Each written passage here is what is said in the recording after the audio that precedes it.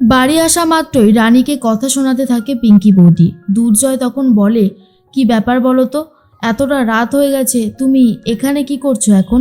পিঙ্কি তখন বলে, শোনো রানী, তুমি যেই কাজটা করেছো সেটা ঠিক করনি। তুমি জানো আমার ঘর থেকে ডিভোর্স পেপারটা কেউ সরিয়ে ফেলেছে, তুমি সরাওনি তো?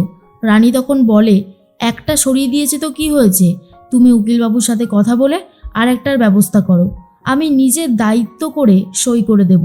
যখন বলেছি আমি দুর্জয়কে ডিভোর্স দেব, তখন আমি দেবই, কেউ আমাকে আটকাতে পারবে না। দুর্জয়ের তো প্রচণ্ড রাগ হয় আর বলে, কেন তুমি এখন বলতে পারছো না রানী যে তুমি আমাকে ডিভোর্স দেবে না? খুব জেদ তোমার, তাই না? মনে মনে এইসবই ভাবতে থাকে।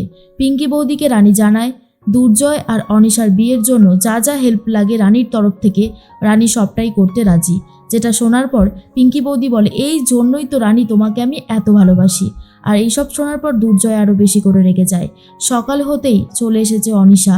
অনিশাকে দেখার পরেই প্রচণ্ড রেগে যায় বিনায়ক আর বলে, দাদা দেখেছো, সকাল হতে না হতেই দুই শয়তান এক জায়গায় হয়েছে। এরপরে পিঙ্কি বৌদি বলে, অনিশাকে নিয়ে আসলাম, বিয়ের তো আর বেশি দিন বাকি নেই, ঝটপট ব্যবস্থাগুলো করে ফেলতে হবে। কি ছোটো মা, আমি কি কিছু ভুল বললাম? তখন ছোটো মা মানে শুক্লা বলে, না না বড় বৌমা, তুমি কোনো ভুল বলতেই পারো না। এদিকে রিতম বলে, সত্যি বড় বৌদি, তোমাকে আর কোনো কিছু বলার মতন থাকে না। তুমি যা সমস্ত কাণ্ডগুলো শুরু করো না, সত্যি মাঝে মধ্যে তোমার ওপরে রাগ হয়।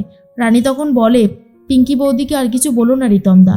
পিঙ্কি বৌদি খুব করে চাইছে দুর্জয়ের সাথে অনিশাদির বিয়েটা দিতে, আর তাতে আমার খুব একটা আপত্তি নেই। কিন্তু অনিশা চলে এসে বলে, বিশ্বাস করো রানী, আমার সত্যি এই বিয়েতে আপত্তি আছে। আমি চাই না জয়কে বিয়ে করতে, আমি তো এইসব থেকে সরেই গিয়েছিলাম।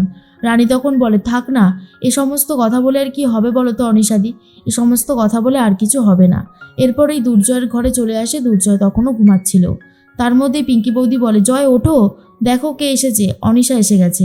কিন্তু জয় অনিশাকে দেখতে না পেয়ে শুধুমাত্র রানীর দিকেই তাকিয়ে থাকে। আর দুর্জয় খুব ভালো মতো জানে সে অনিশাকে না, রানীকে বিয়ে করতে চলেছে।